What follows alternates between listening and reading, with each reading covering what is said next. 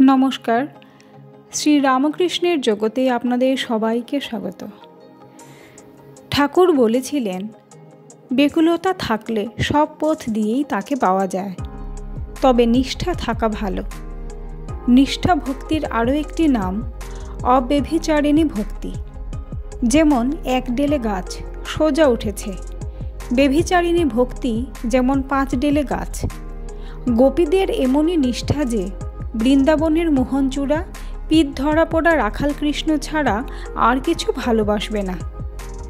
মথুরায় যখন রাজবেশ পাগড়ি মাথায় কৃষ্ণকে দর্শন করল, তখন তারা ঘোমটা দিল আর বলল, ইনি আবার কে? এর সঙ্গে আলাপ করে আমরা কি দ্বিচারিণী হব?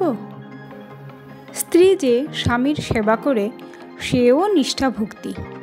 দেবর ভাসুরকে খাওয়ায়, পা ধোয়ার জল দেয়, কিন্তু স্বামীর সঙ্গে অন্য সম্বন্ধ। সেইরূপ নিজের ধর্মতেও নিষ্ঠা হতে পারে। তা বলে অন্য ধর্মকে ঘৃণা করবে না, বরং তাদের সঙ্গে মিষ্ট ব্যবহার করবে। জয়তু শ্রী রামকৃষ্ণ।